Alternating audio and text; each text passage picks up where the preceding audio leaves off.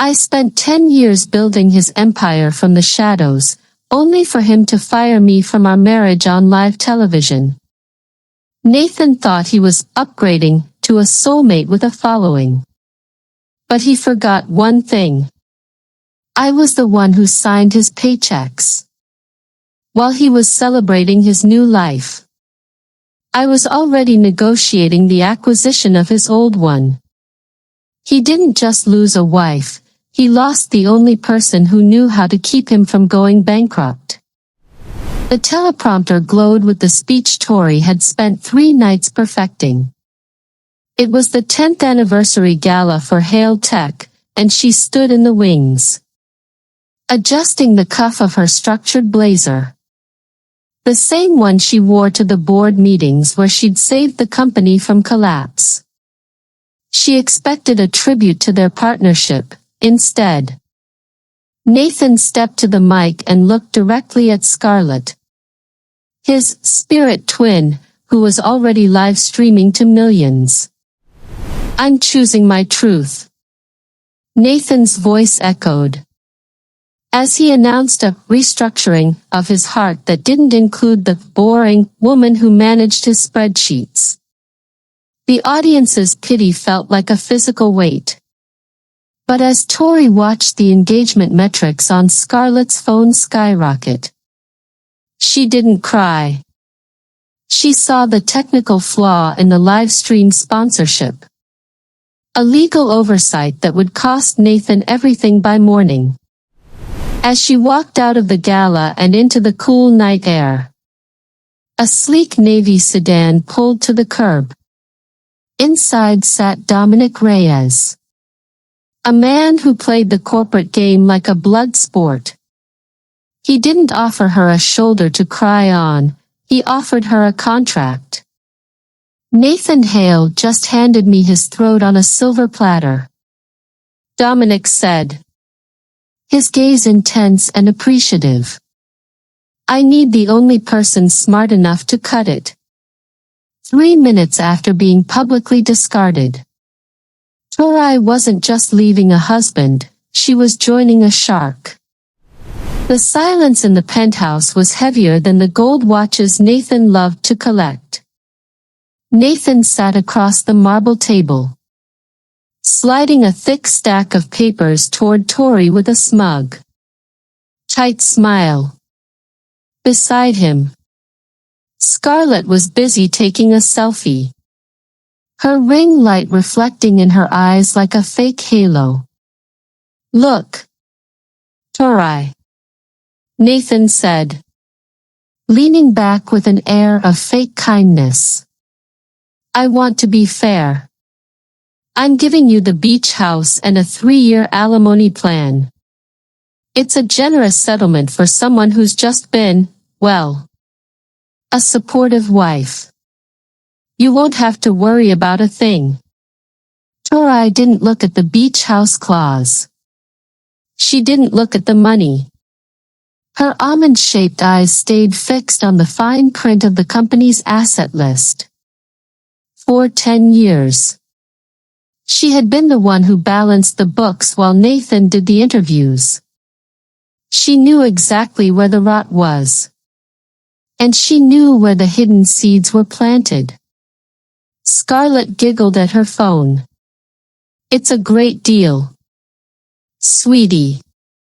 You can finally start that little garden you're always talking about.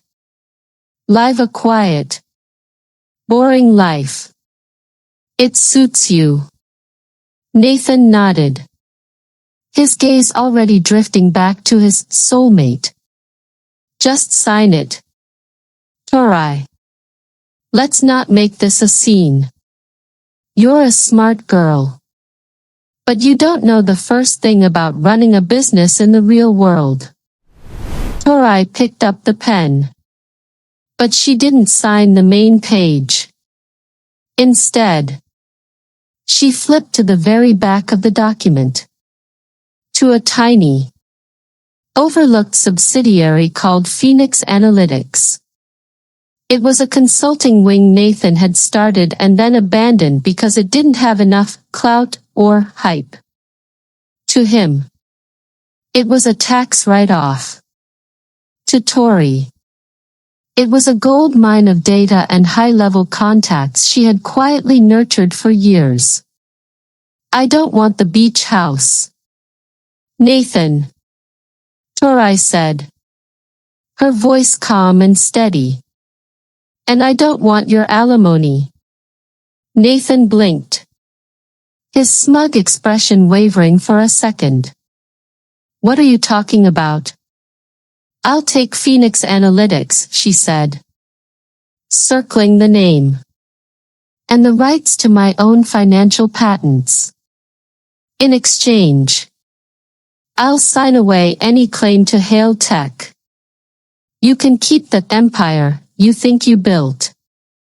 Nathan let out a short, sharp laugh. That dusty consulting wing? It doesn't even have an office. Tori. It's worthless. Are you sure? Once you sign, there's no coming back for more. I'm sure. Tori replied. She signed her name with a firm, elegant stroke. She stood up, smoothing her black blazer. She didn't look like a woman who had just lost her husband. She looked like a woman who had just finished a very successful trade.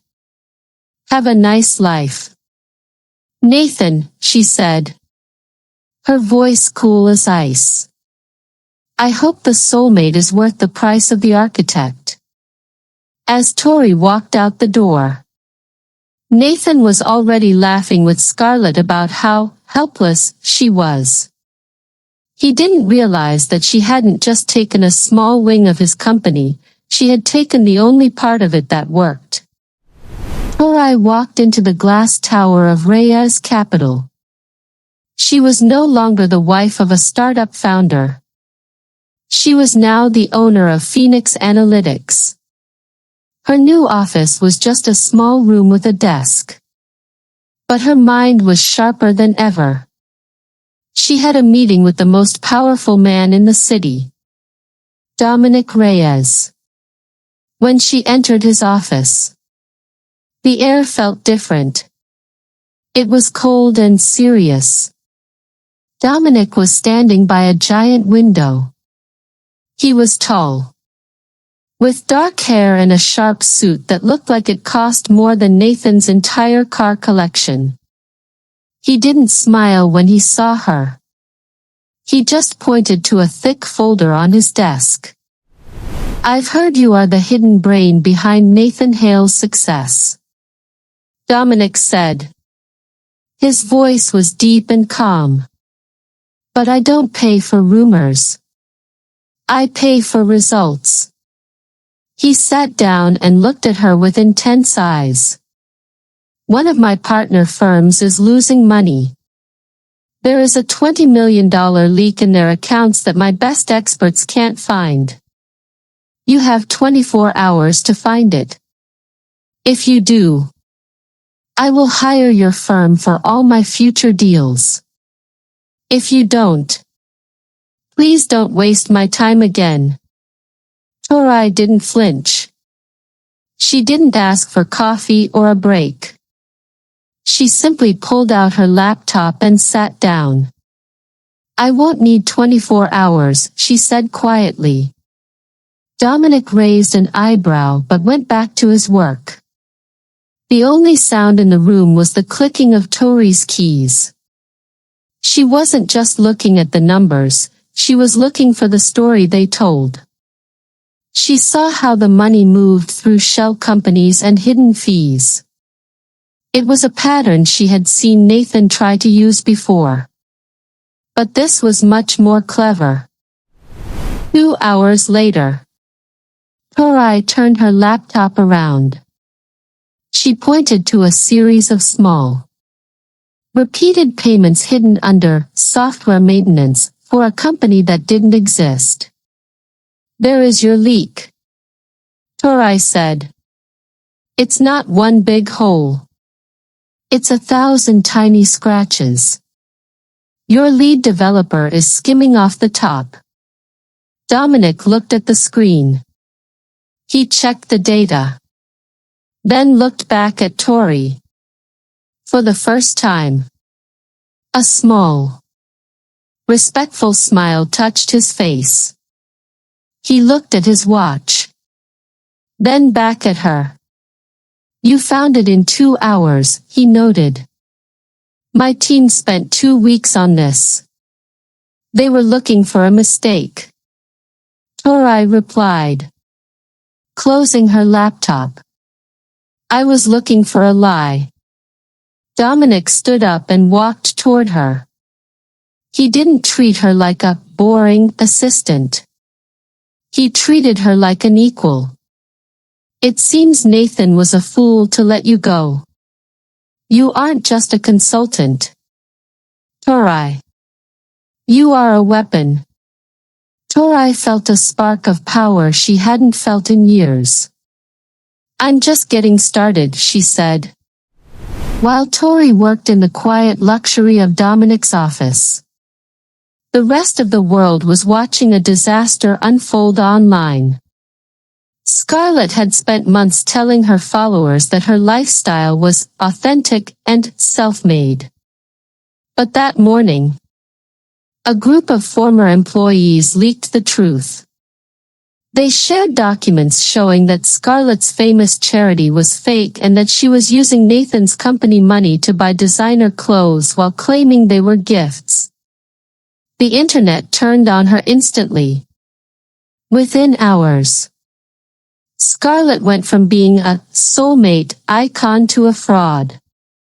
Because Nathan had tied his company's brand so closely to Scarlett's image. The fallout was a total mess. Hale Tech's stock price didn't just drop, it crashed. Investors were pulling out. And the cool reputation Nathan loved so much was burning to the ground. In his office, Nathan was panicking. He watched the red lines on his computer screen fall lower and lower. For the first time, he realized he didn't have anyone to fix the mess. Scarlett was in the corner of the room, crying about her lost followers instead of helping him save the business. Nathan reached for his phone. His fingers trembled as he dialed Tori's number. He was ready to apologize, to beg, or to do whatever it took to get her back behind the spreadsheets. Pick up. Tori.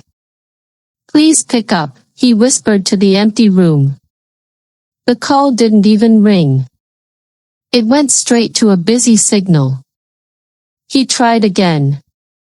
Then tried her office line at Phoenix Analytics. Nothing. He didn't know that Dominic Reyes had personally overseen the security of Tori's digital life. Dominic knew exactly how men like Nathan operated. He had made sure that Nathan's number was blacklisted across every device Tori owned. Dominic walked into the war room where Tori was analyzing the market crash. He set a fresh cup of coffee on her desk and glanced at her phone, which remained silent and dark. He's tried to call you 17 times in the last hour, Dominic said calmly. Tori didn't even look up from her screen. She saw the chaos at Hale Tech, but she felt no urge to jump in and save it. He's not looking for me, Dominic. He's looking for a life raft. But I'm not a lifeguard anymore. Dominic leaned against the desk, watching her work with a look of quiet pride. Good. Because the tide is going out. And I want to make sure he has nowhere to swim. Tori finally looked up. A small, confident smile on her face. The boring woman Nathan had mocked was now the only person watching his empire fall with a clear head. She wasn't angry. She was just finished. The lobby of Hale Tech felt different than it had a month ago. The bright light seemed dim, and the busy energy was replaced by a heavy silence. Employees stood in small groups, whispering about the stock market crash. Nathan sat in his big leather chair, staring at a legal notice. Reyes Capital was moving in. They weren't just investing. They were taking over. Nathan expected to see Dominic Reyes walk through the double doors. He expected a cold businessman in a dark suit to come and take his keys. Instead, the doors swung open, and Tori stepped inside. She was wearing a perfectly tailored black blazer and a gold belt that caught the light. Her hair was smooth, and her gaze was steady. She wasn't the boring wife who stayed home to fix his mistakes anymore. She was the leader of the acquisition team. Nathan stood up, his face turning pale. "Tori? What are you doing here? This is a business meeting." Tori didn't stop. She walked right past him to the head of the conference table. She set her laptop down and opened a file that contained every secret, every debt, and every mistake Nathan had tried to hide. "Sit down." "Nathan," she said. Her voice wasn't loud, but it filled the room with authority. "I am here on behalf of Dominic Reyes. We are here to discuss the future of this company. Or what is left of it." Nathan Saturday, his hands shaking. He looked at the woman across from him and realized he didn't know her at all. In the past, she would have brought him coffee and told him everything would be okay. Now, she was reading off a list of his failures with the precision of a surgeon. She explained exactly how his overspending on Scarlett's brand had emptied the company's bank accounts. "You can't do this," Nathan stammered. "I built this. This is my dream." Tori looked him in the eye. For the first time, Nathan saw the true power she had been hiding for 10 years. "You built the walls." "Nathan, I built the foundation. And since you decided to tear down the foundation to impress a soulmate, the walls are falling." She slid a contract across the table. It was a predator's deal. Dominic would buy the company for pennies on the dollar, saving it from total bankruptcy. But Nathan would lose everything. He would have no power, no office, and no say in the future. Nathan looked at the paper, then back at Tori. He was terrified. He finally saw her in her true element. Not as a supporter, but as a ruler. He realized that the boring woman was the most dangerous person he had ever met. The office was quiet, lit only by the soft glow of computer screens and the city lights outside. It was late, but neither Tori nor Dominic felt tired. On the large mahogany desk lay the final merger agreement. It was the document that officially folded Hale Tech into Reyes Capital, ending Nathan's reign and beginning a new era. Tori leaned over the desk, her pen moving quickly as she made one last check of the numbers. She felt a presence behind her. Dominic was standing close, watching her work. Throughout the long weeks of the takeover, they had moved like a single machine. He didn't have to explain his ideas. She already knew them. She didn't have to prove her logic. He already trusted it. It's perfect, Dominic said softly. His voice was right by her ear, sending a small shiver down her spine. You've turned a disaster into a masterpiece. Torai. Torai turned around to face him. The air between them felt thick with more than just business.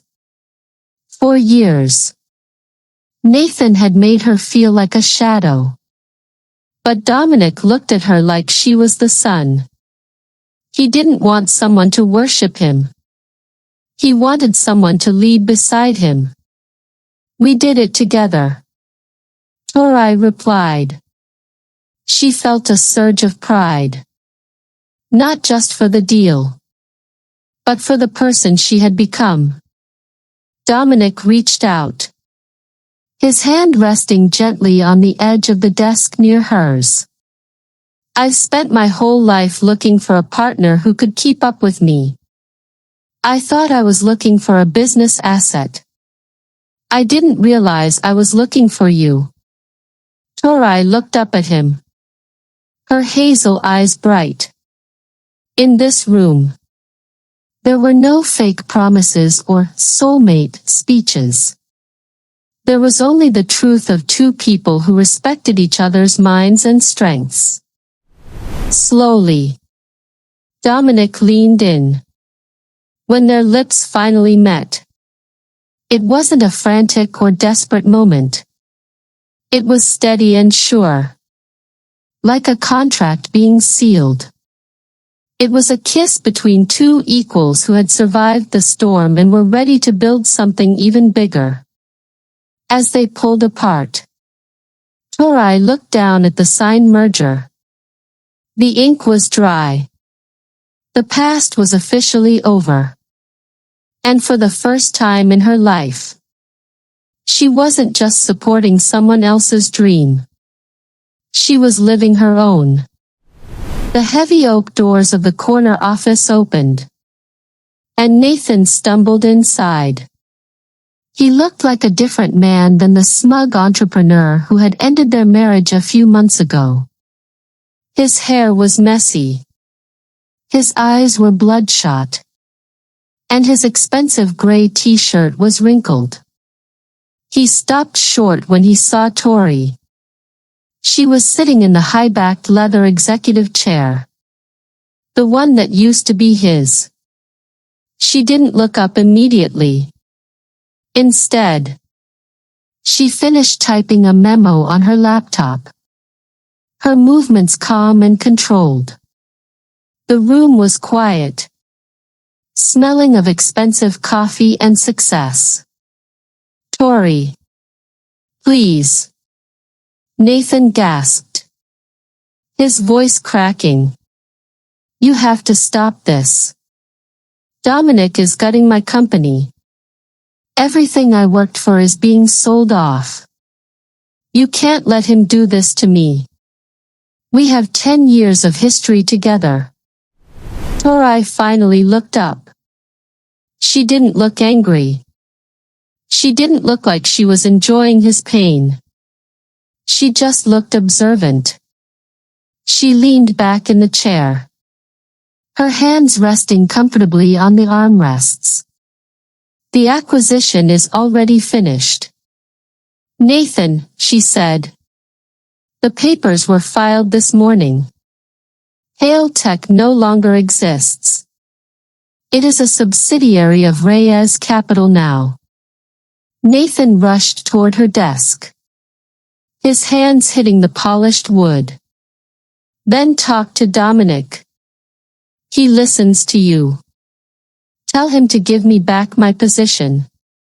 Tell him I can fix the brand. Scarlett is gone. I kicked her out. I'm ready to focus again. I need this. Torai. I have nothing else. Torai watched him for a long moment. She remembered all the nights she had stayed up late fixing his mistakes while he was out making connections. She remembered how he called her boring for caring about the budget.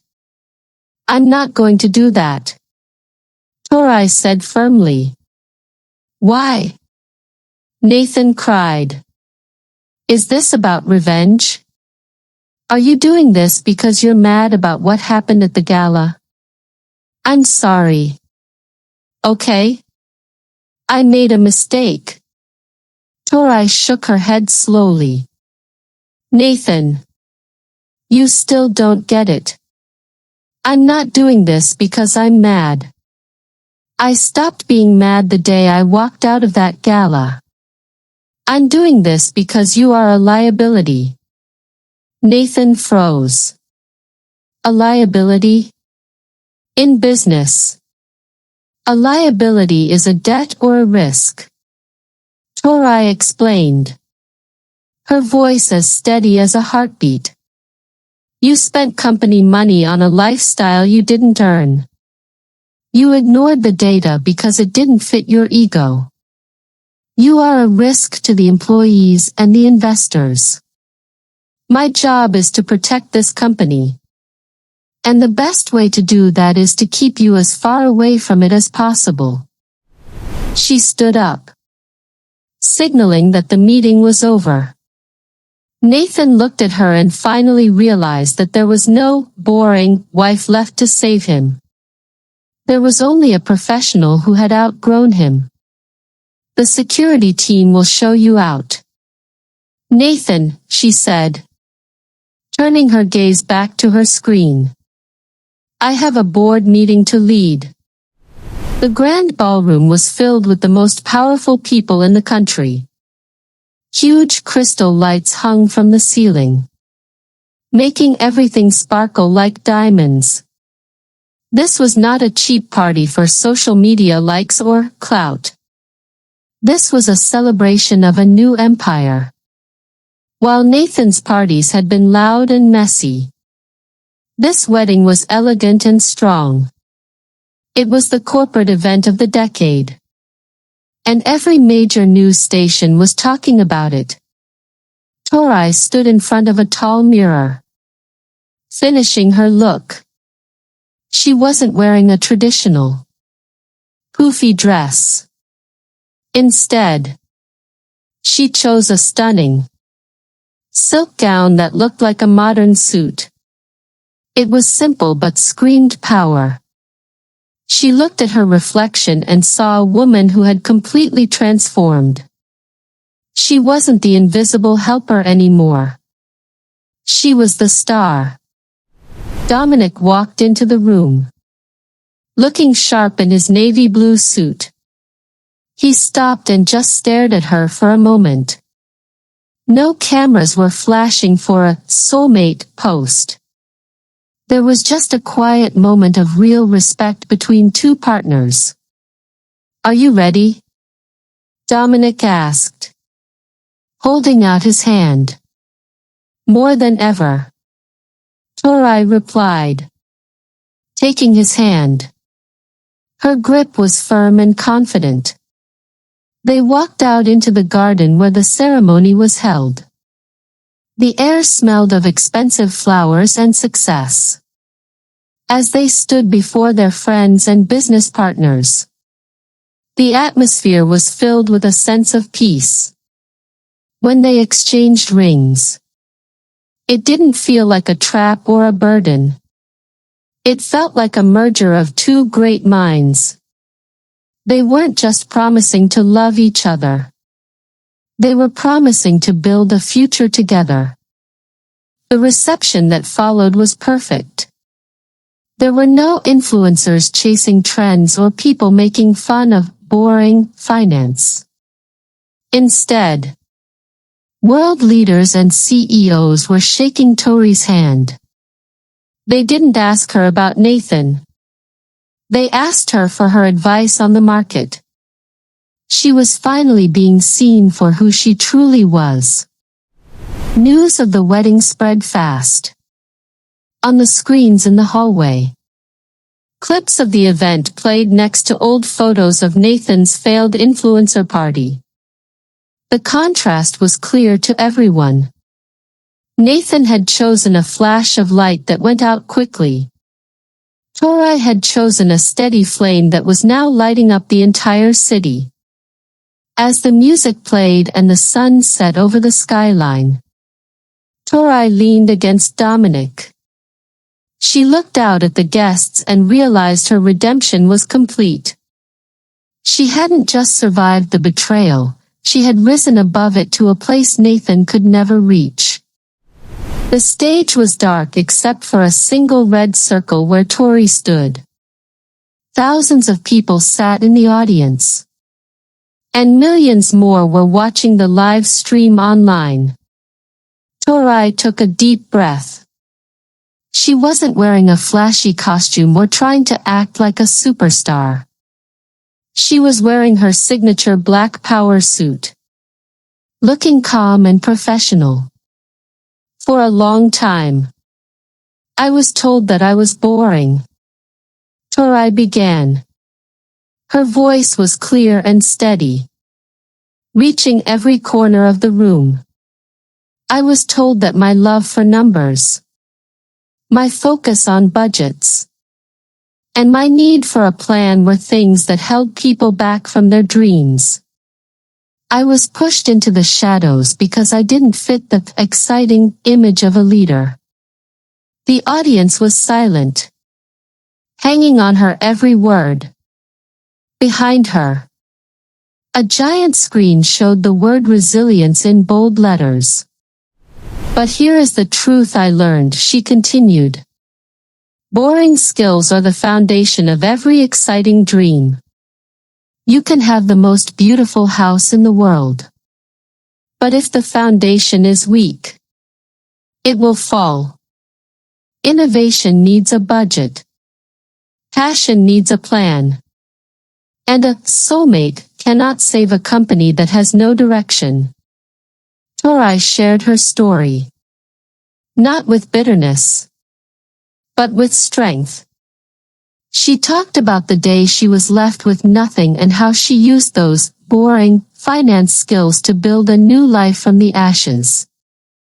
She spoke about the importance of knowing your own value, even when the person closest to you tries to make you feel small. Don't be afraid to be the architect, she said, a small smile appearing on her face.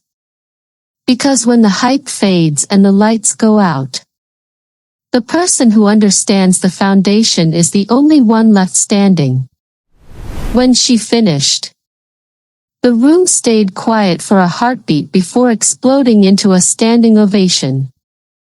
People weren't just clapping for her success. They were clapping for her courage. By the time she walked off the stage, the clip was already going viral. The hashtag the Phoenix Architect began to trend globally. Tori wasn't just a CEO anymore. She had become a global icon for resilience. Women from all over the world sent her messages, thanking her for showing them that they didn't need to be loud to be powerful. As she stepped into the wings of the stage, Dominic was waiting for her. He didn't say anything. He just squeezed her hand. He knew, and the world now knew, that the boring wife was gone forever. The Phoenix had truly taken flight. Tori sat in her new corner office, high above the city streets. The walls were made of clear glass, showing a beautiful view of the skyline she now helped lead. Everything in the room was neat and professional, reflecting the order she had brought back to her life. On her desk, a tablet glowed with the morning's business news. Her TED Talk was still the #1 video in the world, and the company's profits had never been higher. A small notification popped up on her private social media account. It was a direct message from an account she hadn't seen in months. It was Nathan. There was no profile picture of him and Scarlett anymore, It was just a blank gray circle. Tori, the message started. I saw your speech. You were amazing. Look. Things are really tough right now. Nobody will hire me because of the scandal. And I'm about to lose my apartment. I know I messed up. But you know how hard I work. Could you find a spot for me at the new firm? Even just a junior role? Please. For old time's sake. Tori read the message once. A few months ago. This might have made her feel sad or guilty. But now, she felt nothing but a calm sense of peace. She didn't feel the need to type back a long mean message or explain why he was wrong. She didn't need to get even. With a quick and steady finger, she tapped the screen. She didn't block him or reply. She simply marked the message as spam. Nathan was no longer a part of her story. He was just noise that she didn't have time for anymore. The door opened softly. And Dominic walked in. He wasn't carrying a laptop or a phone for once. He just had 2 cups of coffee and a warm look in his eyes. He set 1 cup on her desk and stood beside her, looking out at the city they were building together. The board just approved the new employee welfare plan you designed. Dominic said. You're changing the way people think about this industry. Tori took a sip of the coffee and smiled. She looked at Dominic. Then out at the busy streets below. She thought about the journey from the messy apartment and the painful gala to this quiet, powerful room. Nathan had thought he was taking everything away from her, but his betrayal had been a gift. It had forced her to stop building his dreams and start building her own. She hadn't just won a battle. She had gained a partner who respected her. A career that honored her skills. And a life that was finally her own. She looked at the horizon, feeling the sun on her face. She didn't just get even, she got everything.